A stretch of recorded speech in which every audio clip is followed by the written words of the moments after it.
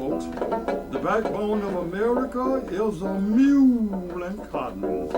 If it had not been for a mule and cotton, none of us would be here today. Our foreparents did not use horses because a horse eat too much. You can feed 6 mules for what it takes to feed 1 horse. Then too, when a horse sweat, don't smell too good. But when a mule sweat around 12 o'clock noon, smell like collard greens cooking. Then out of all the creatures on earth, the monkeys, baboons, alligators, panda bears, fleas, black widow spiders, cooter taffins, leaping lizards, redhead scorpions, alligators, cottonmouth moccasins, and wiggletails. Every creature on earth has sex life except one creature, and that's a mule. That's why a mule's face is so long. When you see a man or woman with a long old face, they ain't hitting on nothing. Look how long my face done got since my woman been gone. And the longer my woman be gone, the longer my face gonna get. Whoa, mule, whoa! Whoa, mule, whoa! Whoa, mule, whoa! Whoa, mule, whoa, mule, whoa, boy! Yeah.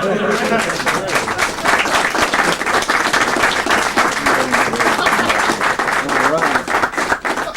Ready yet, boys? I'm going to do it here. Great.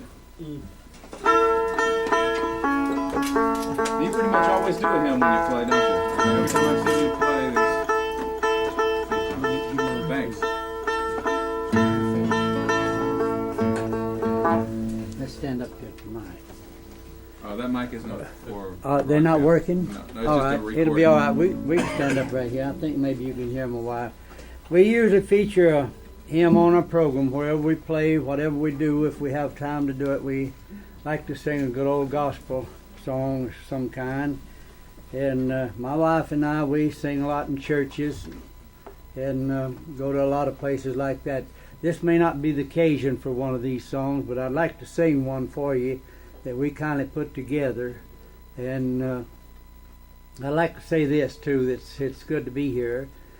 I've never been to heaven, but one day I'm expecting to go because I've dedicated my life to the Lord, and so that's why I love to sing hymns. I like to sing about Him, about the Lord. We'd like to do this one here. When I get to heaven, I can't sit down.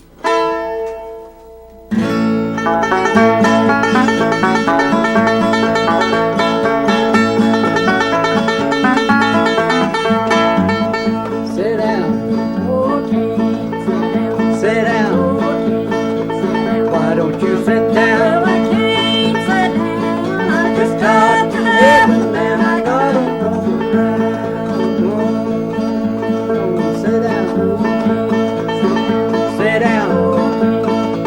Why don't you sit down? I can't sit down. I just got to heaven and I gotta go around.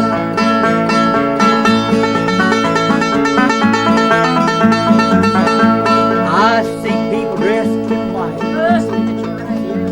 I see people dressed in blue.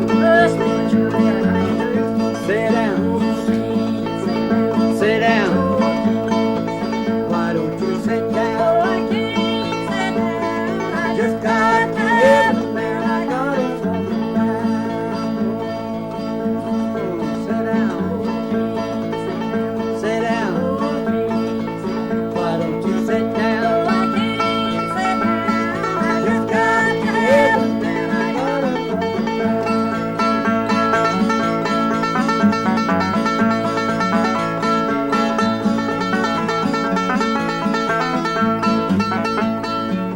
I see people dressed in red. Down it goes people all dressed in black. They give up and turning back. Sit down. Sit down. Why don't you sit down? I can't sit down. I Just got to heaven and I gotta go around. Sit down. Sit down. Why don't you sit down? I can't sit down. I Just got to heaven and I gotta go around.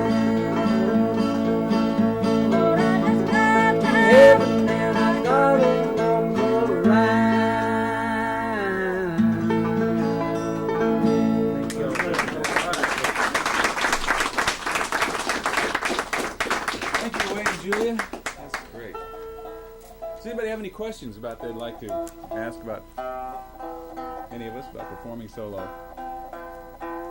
Yeah. A question about performing solo. When you get up, do you, what would you say? You take on a different personality than you really are. No, I just take on a more energetic one. I mean, I have to relate to maybe 1,000 people, so it has to be 1,000 people's worth of energy. But if it's just you and me, I have a different. I've never tried to do that in television or anything. Be a different persona. So I was wondering if when you put the hat on, you're a different person than you did. No, it means I'm ready to perform. I wear a hat a lot. I mean, I even wear a hat at home. That's not like something just for show. But yeah, I usually wear a tie. That sort of helps me think. Oh yeah, I'm getting into now I'm going to be performing. But yeah, I'm really a quieter kind of person, and so it's not just real natural for me to get up and entertain. So well, it actually has been natural because it's something that a quieter person needs to do. That's why I find a lot of people who are like actors and stuff are people that actually are pretty darn shy. But when I'm performing, I'm not shy. This is a banjo I got in North Carolina. It's about 130 years old. And I try to bring a lot of different instruments when I'm playing solo because that seems like the only way to keep an audience for an hour and a half. I mean, I do storytelling and, play a lot of different things. But I find certain instruments really hit people more than other ones. And this particular one, because I think it has a certain power, you can just see, I mean, that's a powerful instrument right there, even though it's small. So let me just play a little bit for you for this thing. I got to sit down for this one. I can sit down.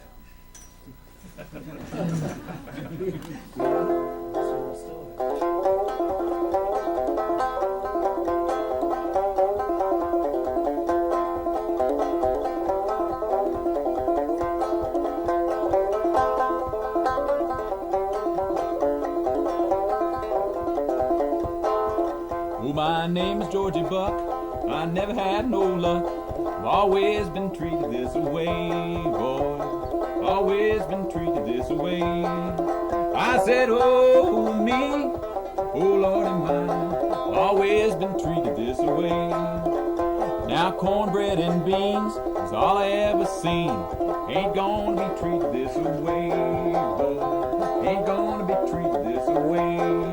I said, oh me, oh Lordy mine, ain't gonna be treated this way.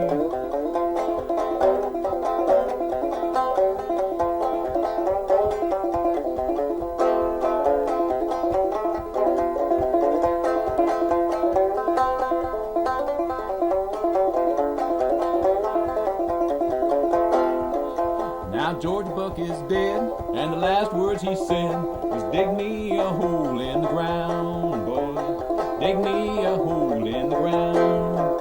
I said, oh me, oh Lordy mine, dig me a hole in the ground. I said, oh me, oh Lordy mine, dig me a hole in the ground. All right. Good. Do we have any more time? Do we have any more time? I thought we were supposed to quit at 10 up. It's 11:48. So what time do we have to quit? 2 minutes. 2 minutes. Oh. Anything anybody want to talk about or ask? When you put a show together, and you say you tell stories and you tell, where do you come up with your sources for material? I live in western North Carolina, and most of it actually, as it turns out, comes from that area. But it also just comes from meeting old folks like my buddy Wade here. I mean, guys like that who I've learned songs from and heard tales from. And so I really try to think about how to make a show to entertain a crowd who most of the time has never even heard this music before. That's most of the audiences I end up playing for. So it comes from all over the place in the Southern Mountains. How do you decide the last thing to play or an encore? And Oh, not lose that's what a you good gained question. in the hour? How do you decide to play the last thing? Well, the last thing needs to be something upbeat. I usually do something like John Henry or maybe something that's going to get them to sing with again. And then if there's an encore and I'm ready to leave, I'll do something like Corina or something that is sort of laid back because they'll sing it with you. They'll leave with this really nice feeling because that's what you're trying to do. I think what I'm trying to do is create a bond between people. and an atmosphere, so that they leave here thinking, wow, that was really something. I really came away from there. I really bonded with all those people in that audience.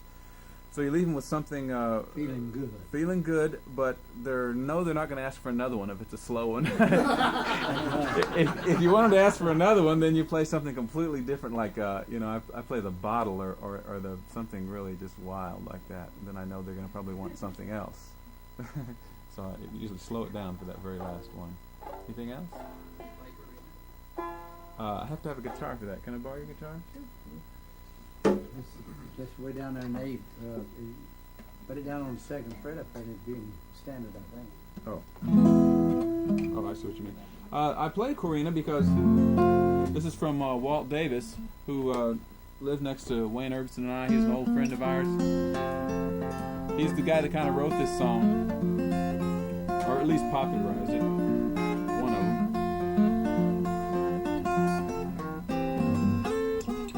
Why don't you try singing it with me? It goes, I love Corina, tell the world I do. I love Corina, tell the world I do. Just a little more loving, let your heart be true. Try it again. I love Corina, tell the world I do. I love Corina, tell the world I do. Just a little more loving, let your heart be true. Corina, Corina, where'd you stay last night? Corina, Corina, where'd you stay last night? Come home this morning, sun was shining bright. Here we go. I love Corina, tell the world I do. I love Corina, tell the world I do. Just a little more loving, let your heart be true.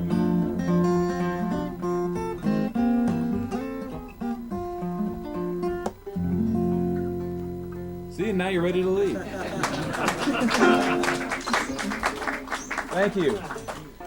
Thank you, Abner, Leroy, Wade, Julia. Never played a banjo in my life, so I feel really out of place. Well, my brother played, so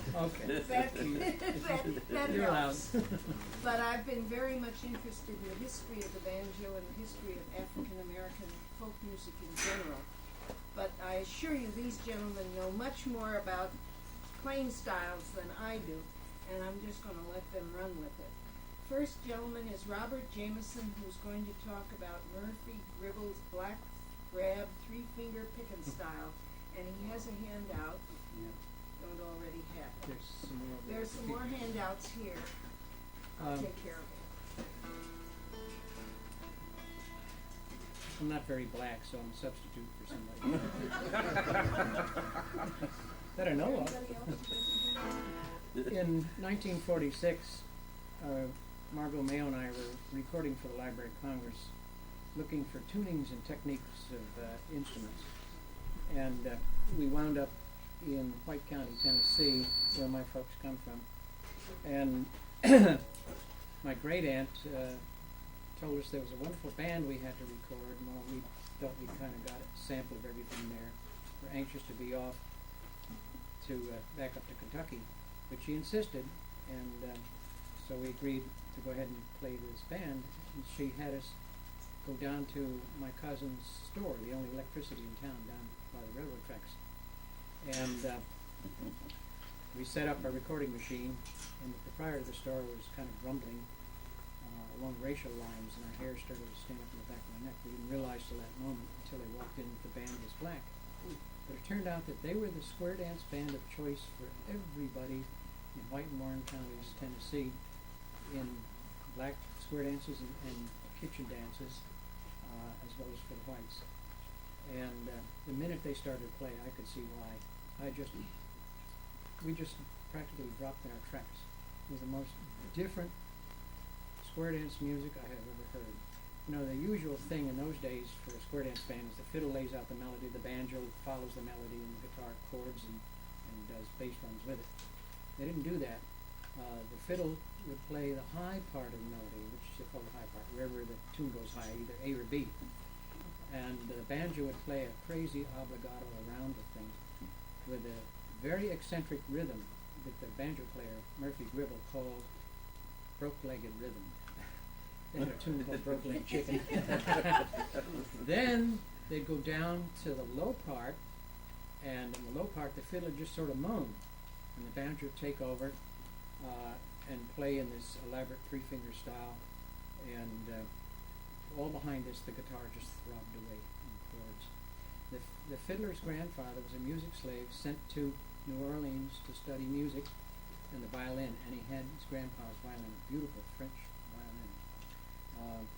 The banjo player had an ordinary banjo, though when I realized what we had, and my wife and I went back in '49 to record them, he used My White Lady, tuned it down to A. He used the old tuning, that's what I did. He didn't like the modern high-pitched sound. And you can understand why when you read writings about the very early banjo players during the time when only slaves played the banjo and freedmen. They talk about the rumbling sound of the banjo, just like the Moroccan banjo that we hear. It was very close to that. And that tradition had lasted down to Murphy Gribble's day. He explained that he wasn't doing anything special, he just played like the other old folks used to play that he learned from. He had played since before World War I with Alfred Lusk and John York for dances everywhere. He'd been in World War I in the Army, got gassed, and had a little lung trouble. His eyes were going bad when I met him. But it didn't hurt his banjo playing. We went back in '49 because we were so excited over the sound. Unfortunately, it was such a beautiful blend, it was hard to pick out what the banjo picker was doing. And in the meantime, by the way, after recording him, we drove up to Kentucky, and on the way we heard one of the early broadcasts of Earl Scruggs, and I almost went off the road. I mean, the resemblance was so strong. Oh, really? Yeah. Then we realized, my God, we have found a treasure here. Here's something that predates bluegrass. Well, Murphy had not played alone since 1914, he said, but Roy and I worked on, and he finally says, well, all right, I'll play my part of Altamont alone, but I'm going to make a bauble of it. And he did like hell. You can hear this, and his individual part, and the tunings, as well as several tunes, on the Altamont record put out by Rounder 2 years ago. It's up in the record store up at the Banjo Exchange. You want to get it. It's available on CD. It's Rounder's first CD.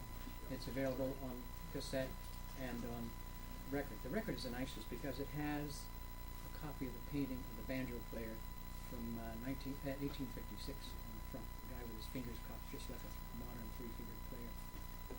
What is the name of? Altamont, black string band music. One side is earlier recordings made at Fisk of banjo player and a fiddler, and the other side is the Gribble, Lusk and York band. We alerted folklorists to this and said, my God, you got to find other examples before this style dies out. Too late. Nobody's found anything like it. But thank God we found that. Now, give you an idea how it goes. I'll try and do a little fiddle here. I was hoping that Wayne Martin would be here because he learned the fiddle part. And 2 years ago, he and I were knocking this out together. The tune is Altamont, which is a local town here. They had wonderful names, by the way. Smoke Behind the Clouds, Broke Like a Chicken, Running Through the White Oaks, and the Patter-Roller song. They had a long discussion before they would give me the name of it. And they finally said, well, Run Better Run, or maybe you can call it Patter-Roller.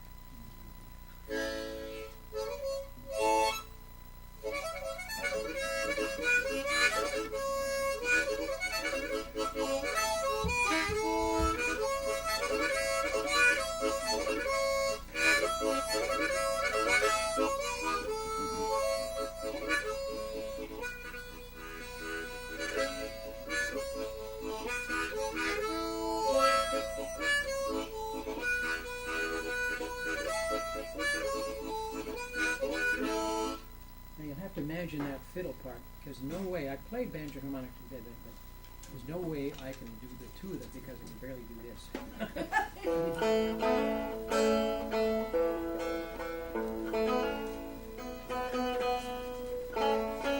And in the first part you have to imagine that.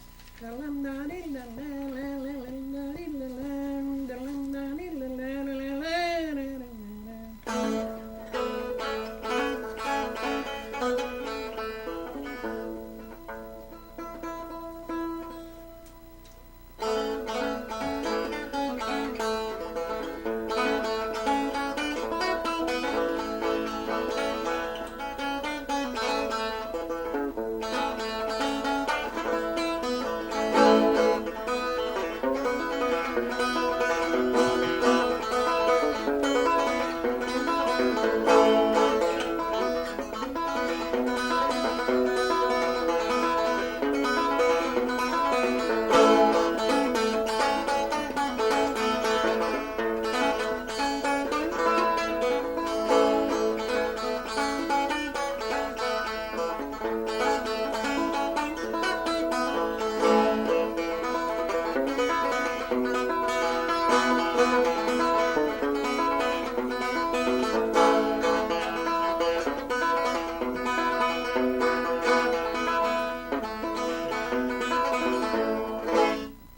the first part, the interesting thing is it's 3-finger picking, but 2 fingers at a time.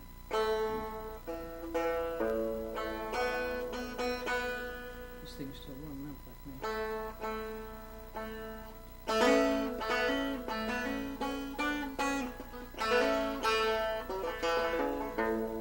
So he switches from finger lead in this thing, which involves no thumb at all. Then he switches to thumb.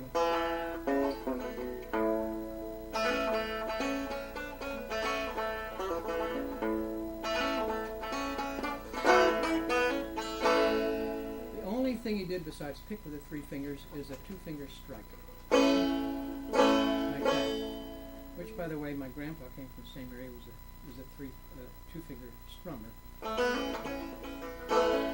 But nothing of the complication that Murphy Gibble did. So again, 2 fingers, and this is the hardest thing for me. It took me 12 years to learn it because the thumb isn't involved.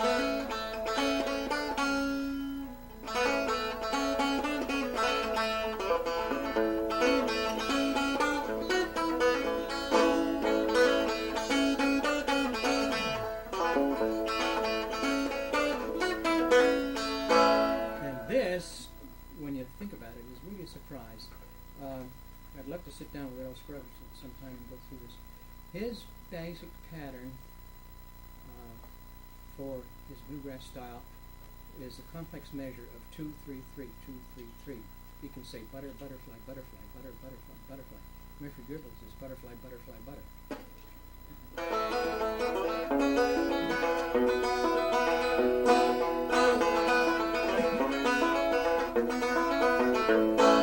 And one of the things that he did that was unique, you can't hear it on the demonstration where he plays alone, but you can pick it out while he's playing with a band. He would seek a note by going in chromatic steps like this.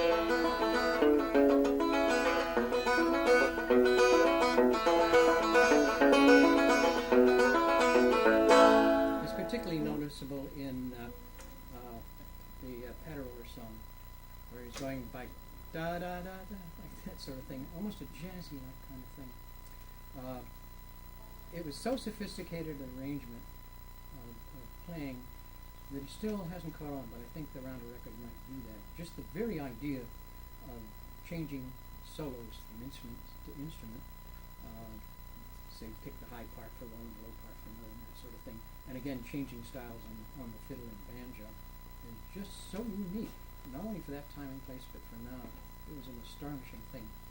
And the other thing, of course, is that very, very eccentric rhythm when he played it on the legato on the fiddle. You have to hear it on the recording. I advise you to get the recording because it is a gem of an example of something that is so distinctive and so unique. And it has the very strong Afro-American feel because of that playing around with the beat. I talked about it to Murphy Gribble the second time we went back. It was more relaxed because we went to Ananida's house and the town wasn't there like in the first recording session, which is why he decided to even try playing. And he says, well, everybody knows the beat is there, so you don't have to put it in if you don't want to. Right? Living 5 years in Belize and listening to that music like the Mento bands, you can see that happening there. The offbeat is there. The offbeat's pushed because everybody knows the downbeat is there. And as far as this derivation of that, let's call it blackgrass style, to distinguish from Earl Scruggs and others, he says that's just the way the old timers played. Which is an interesting point because there are a lot of scholars now that say that it was originally 2-finger on the banjo, and as time went on, people got more sophisticated, and under the influence of the guitar, which came in the Spanish-American War, 3-finger started. That's a lie, because Murphy Gribble learned from old people long before 1910 or so. And my grandpa went to China in 1892 with 3-finger style, too late to catch this later movement. I think that degree of use of three fingers existed for a long time. And that musical sophistication and rhythmic sophistication, I don't think was an invention of Murphy Dribble or let's say Zumper or something like that. I think that's been there. The other note I'd like to make about Afro-American playing is, as you'll notice in Moroccan playing, this knocking, downbeating, slamming, frailing, as Pete Seeger says, beating, rapping. The only instrument in the world that uses that is the banjo and its ancestors. That is unique. Any questions? We have handouts. I don't know if there's enough. Yeah. Yeah, there's still some. For Dr. Epstein. Mhm. What are the words to the Paddle Roller song? They're, Oh, Shall I be the so-and-so? do you know? you can, Well, the scurrilous verses that been changed. Make your own substitution. Some folks say that a preacher won't steal, but I caught seven in my cornfield. Run, run, better run, the cattle will get you. Run, better run, you better get away. Run, better run, the cattle will get you. Run, better run, it's almost late. There's actually run, nigger, run. It dates from slavery days and the custom in the plantations of requiring slaves to have passes to go out to other plantations. Even if your woman was in another plantation, you had to have a pass. And they patrolled the roads by horseback. This is after Nat Turner's rebellion. And you'd shoot a black man on sight if he didn't have a pass. And so the song was made up for that. Pateroller meaning patroller. Terrible history for a song. but you find that in many, many contemporary descriptions of songs before the Civil War, and it was collected in the South after the Civil War. And it And stayed I in think black tradition. it was not only a song describing the situation, but it could be used as a signal. You could, if you saw a pateroller coming, you Yeah. could sing it, and then everybody knew they should get out of the way and hide someplace. Probably a great way of mocking the patrol when Yeah, they went by. right. That's Alerting the right. neighborhood and saying, "Ride on." Are there any questions for Mr. Jamieson? Yeah. Well, we talked yesterday, and I told you that I actually transcribed this song, and it's interesting to hear you play it because, of course, there's big differences from the way that I heard it on the record. But one of the really interesting things that I heard, and I'm interested in seeing whether this was just the figment of my ears' imagination or whether it was reality. Let me see you banding that. Just I can't play the whole tune. I don't really remember it, but what I heard a forward roll there, where you were just playing single notes. Oh, that's another point. Like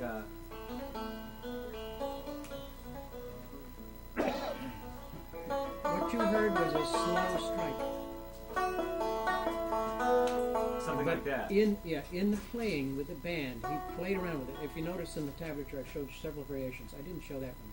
Does he actually do this though? Like Yes, yeah, but not when he played alone. Well, And because this is what I transcribed from this recording. He commonly, instead of that, would do a slow strike as he slid up into here. You know what I mean by a slow strike?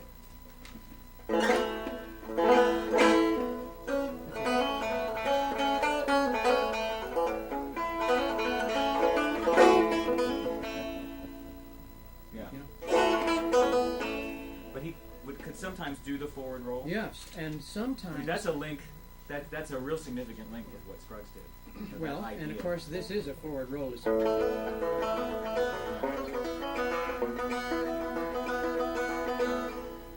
Now the way I transcribed that was more of almost a proto what bluegrass players would call a foggy mountain breakdown roll, where Yeah. thumb middle thumb index middle thumb dun da bum bum ba da bum ba da. So would he have really actually played that? In there, no, I'm pretty sure it was the Thumb is on The the other- fourth string or index. thumbs on the fourth string and the third.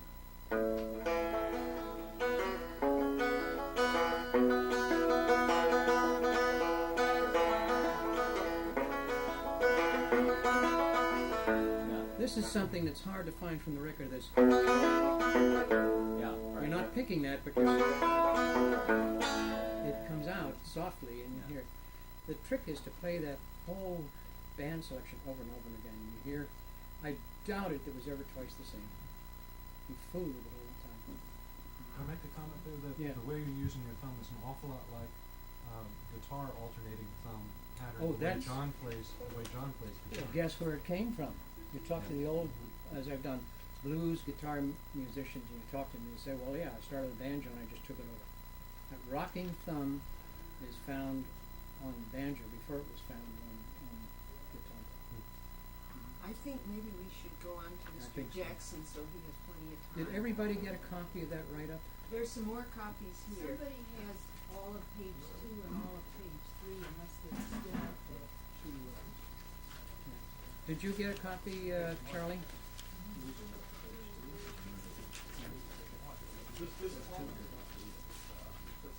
Oh, that goes with it. It's the back Here's part the of it. page 3s. Here's from page 3. Oh, yeah, make sure you have a full set. Now, even if you don't want to pick this style of banjo, it'd be fun when you play with others to use this approach. There's a record out, I heard on the radio, just a flash, a group in Virginia near Natural Bridge. I heard on the radio, I was driving through a couple years ago. I think they were called the Hellbenders. And they were knocking hell out of Altamont. They picked it up from this record. And following the same sort of schema, but there was a frailing banjo. And it didn't have the ragged rhythm and everything else, but they were really pounding that thing through. It works on a lot of different tunes. I think we better let Mr. Jackson start. It finishes me, by the way. Well, I really don't have a whole lot to say about the banjo. Quiet down. I learned my own self too by not having the guitar. But my aunt married an Indian and his name was Jim Clough. And he's the first man I seen pick a free finger and a thumb roll. Oh, wow. And that's the truth. That's the first time I'd ever seen that did. But I never did ever try to do it. I don't know, he used those three fingers and a thumb. And he could make that train, a banjo sound pretty much like a train on the track at some of the stuff he did, but he wouldn't play for nobody. He played for his own self. He'd stomp his feet. I'll tell you, Uncle Jim was knocking that thing, he'd say. And so, and I didn't have a guitar for about 2 years. And when he was working, I was around the house working the garden and doing stuff, helping him out, and then I'd pick up his banjo and fool with it. And that's how I learned what little bit of banjo I know now, which I do about, which they say about 3 different styles on fooling around with the banjo. And which one old tune I do when me and you were young Maggie, I guess that goes near back for the Revolutionary War if you do recess on the song. And I know lots of people play it on the banjo. I already not heard it on the banjo before I did the guitar.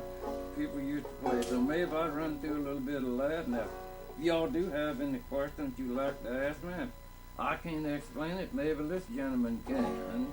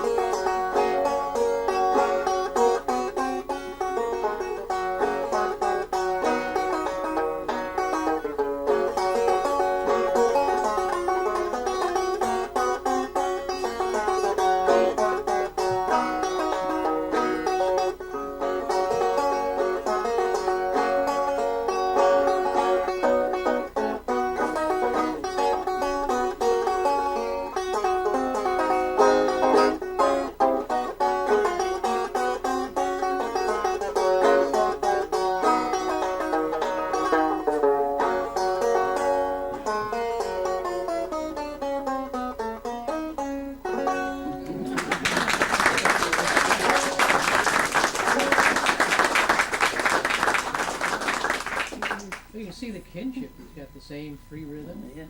And you brush with these fingers, though. Yes, that's right. Brush The and brush is the same thing, an Yeah. extension brush. Now, if y'all have any questions you'd like to ask, if I can't answer it, maybe this gentleman can say to help me out with it. Did you ever play knife style on the banjo? I have played knife style on the banjo, but I done forgot what tuning I used to do that. I used to play John Henry, pole bow, and stuff like that on that one. And this banjo reel is not mine. A gentleman lent it to us, and I really wouldn't like to go into trying to find that tuning right now, but I will maybe later. Do you remember how you learned your banjo style? Yeah, I just picked it up and come into fooling with the banjo and learned to play a few things on it. I don't know. So it originated from the Yes, sounds just in from your the head, head, not you know, from- just from not having a guitar. And I never knew I could play a banjo. But people ask me, you know, lots of time to play a tune on the banjo, and I tell them I don't know nothing about a banjo, which I didn't think I did. But which means what I do is just something I did on my own. Nobody's ever showed me anything on it. Did you hear lots of banjo pickers when you were young? Oh man, you never saw nothing like it. But I didn't even fool with a banjo but back it when was I all was in your growing head, up. My the father sounds? played the guitar, banjo, mandolin, the ukulele, and he played the mandolin with a turkey feather. He cut a turkey feather off and flattened one end of it, and he used to make these little penny whistles he used to blow loony on. And then my uncle used to play the fiddle, and my aunt used to play the guitar and fiddle. Everybody in the music gone. You know, and neighbors and everybody played music. Yeah. Was there another question you had? John, do you remember how old you were when you first time you heard the banjo, or what age you were? I've heard the banjo ever since I've been big enough to know what a banjo was through the older heads where I grew up around now, but I never did ever try to play one and fool with it even till I didn't have a guitar. Franz Turner was a fellow named Franz Turner was a great banjo picker, but Jim Clark had them all there. Because nobody could play that free finger and the thumb. I don't know why he Have you learned ever it. tried that? Sir? Have you ever tried that? No, sir, I never did ever try to play. What a shame. Love to hear it. Well, I wouldn't know how to do it. He picked with them free fingers and the thumb, the stuff that he did. But then I would question anybody like to ask. I'd like to hear you play some more. Yeah, more music. Well, I think it's your time to go. Oh, that exhausts my black repertoire. I don't have one anymore. That's the one thing I learned. Well, Would you mind doing a vocal number along with the banjo? yeah, sure. But right now I'll play a little blues tune on here, and then I'll sing you one.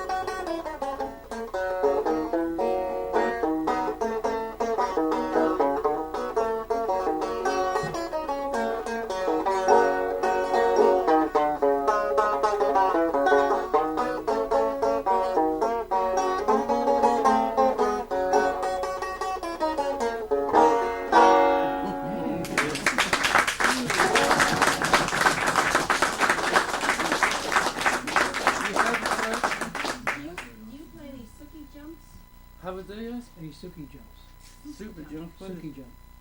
kitchen dance. But, I used to play for dances when I was growing up, and that's the reason I quit playing in '46. Uncounted people used to fight so bad. It did. You'd count out of every 10 dances, you could count on maybe 9 fights, and we used to play songs like Get Along Home Sydney for dances, Boil Them Cabbages Down, Coming Round the Mountain, whatever song they liked to dance to. You played it all night long, and nobody never told you to quit playing it or ever got tired of hearing. I swear, you'd think you'd go play a whole variety of different songs for a dance, but you didn't. If that was one particular song they liked to dance to, you played it all night long. What was the name of the last song? What I just did, they left me this morning. It's an old blues tune. It's one of my own songs that I just made up and sung. Mr. Jackson, Gribbleesque in York played what they call a Suki jump, C.C. Ryder, but it was like this with a jump, jump, jump, jump. Well, I play C.C. Ryder on the guitar. I never did try it on the banjo. Yeah. No, it's Yeah. if anybody had a guitar, I'd be glad. Say that? Did you ever play any songs for buck dancing? On the guitar, there's a lot of dance tunes that I do on the guitar, but not on the banjo. Most of the songs like Get Along Home Sydney and Coming Round the Mountain, Boil the Cabbages Down, Gray Mule and all like that. Some were for dancing, some were just for listening to. But now the guitar, I do a buck dance, a short, flatfoot dance, shorts, and just different dance tunes. Was there no other question anybody like to ask me? You promised to sing us a blues. I just played a blues song. I promised to sing something, but I don't know when it to be. You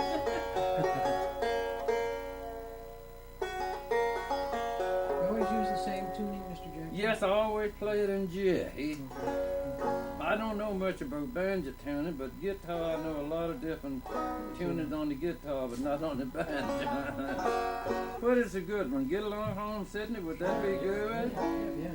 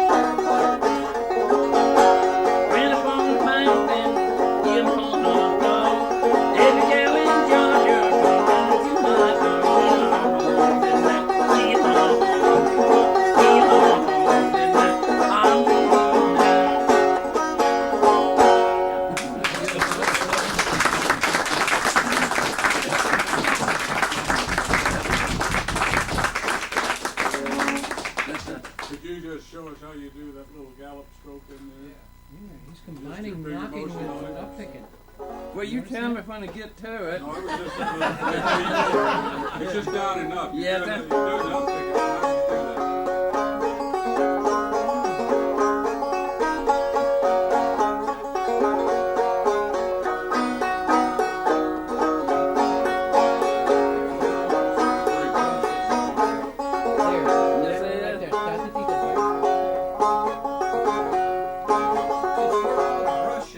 When you're you're Where you're singing going up and down and you're brushing moving it your off, whole don't you? hand with Yeah. brushes.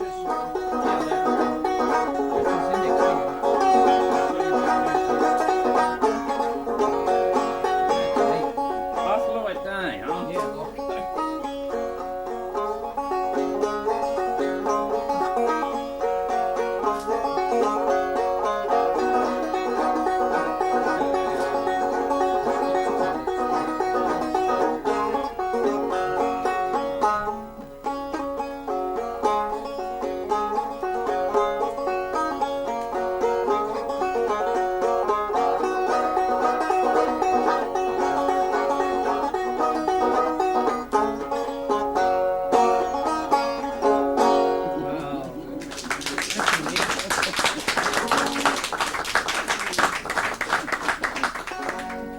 I've never seen anybody do that before, anything like that. Well, it's just something I did, by not having the guitar, fooling with the banjo, but Maybe that's what I do, deprive banjo pickers of guitars. Do you use that stroke on any other songs? and the fast kind of a song you can. Yes. Is that time you want to have Side Hakmoun Yes. come up and show some of his rocking? How much time can we? We've got about 10 more minutes. Yes. Okay, Yeah, we should. we'd be very pleased if you would.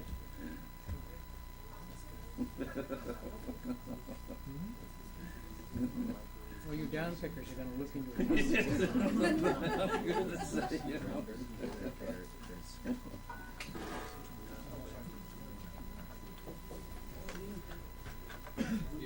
Yeah.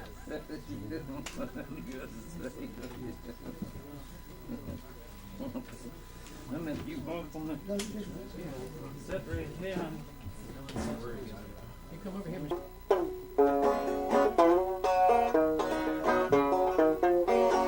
Have no great mule, name was Salmon Slick. Every time I feed the mule, how that mule would kick. Whoa, mule, whoa, whoa, mule, I say. I ain't got time to feed you now. Whoa, mule, I say.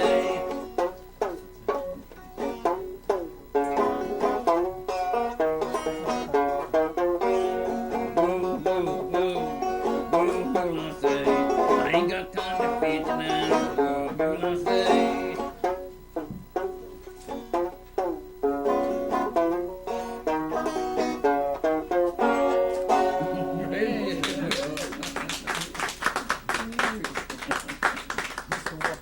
What's that? You notice his instrument is unfretted, and so were banjos till the 70s and 80s in the last century. And there still are a few banjo pickers around who refuse to play a fretted instrument. Rufus Chris made me file the frets off mine before teaching me because he said, you can't get all the notes. And he was right. He played a Boston burglar where he played with quarter tones. And you just cannot do it in a fretted instrument unless you can exactly stretch the string. You know, there's funny classic banjo. The great Joe Morley was a great classic banjo composer. When Essex first found him, he was playing with a minstrel troupe playing a 7-string fretless banjo. And Essex wanted to bring him to London. He didn't want to play in that old tub. So, but Morley didn't think he could switch down to 5-string banjo. So he had Weaver make him a 6-string fretted banjo. And the story goes that a couple of days later, they found he had taken all the frets out with a penknife because they got in his way. Right. And this was he was playing very classic, style Schottish, and he was the outstanding classic composer of all time. But this is when he was younger. They did bring him in. And but he graduated. In fact, he played that 6-string for another 3 years or so, and then switched goes down to a 5. Did he change the number of fingers he used? No, He just kept the full fingers. Yeah. Well, the way he used the 6-string was he had strings tuned both to D and to C. The low strings were tuned both to D. That's what they usually did. The English, most use of that was that it was sort of like a G chord, just kept going up to the 6, 7 strings, and it was because you get those. That's the problem with the banjo. You don't have that low tone, especially with the modern pitch. And so they added those. The feeling is that everybody said, well, that helped with the singing because you get those low tones in there. By the way, Jefferson was one of the first to write about the banjo. The first thing he said was that the banjo was the true curse of Ham. All right. The true curse of Ham. But later on, he got a black mistress, and then he started paying more attention to banjo. And he said the banjo is tuned like the lower four chords of the guitar, which was the English guitar at the time, C, E, G, C, E, G. Now, I don't know what he means by lower, towards the floor or in pitch. But if you go either one, you get two banjo tunings, the D and the G tuning. Was it Scott Hamlet? Scott Hamlet, I think. Yes. You gotta give credit to Scott Hamlet for working that one out.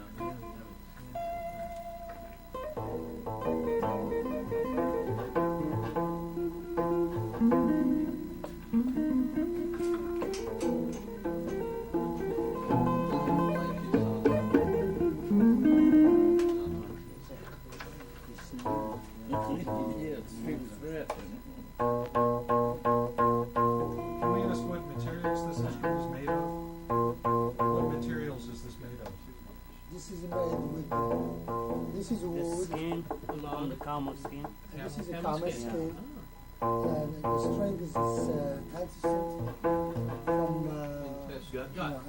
from, from the gut. Use animal From the sinews gut, or yeah. twisted raw. Gut. Yeah. Twisted raw. No, it's not these. It's antiseptic.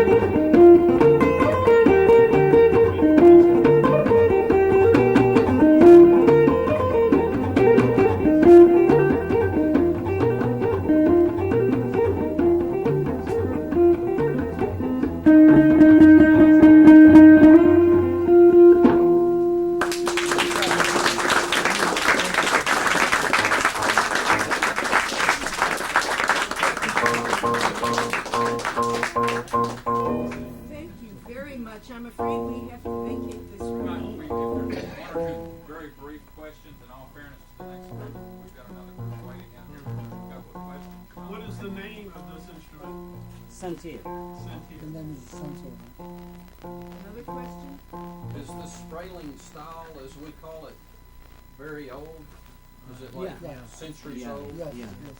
Very old. That, So that this kind is of, where it originated? Yeah.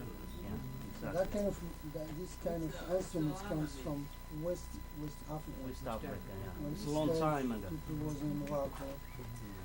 People come in Morocco, and my people in Morocco, they still learn how to play this. Yeah, relearning, Yeah.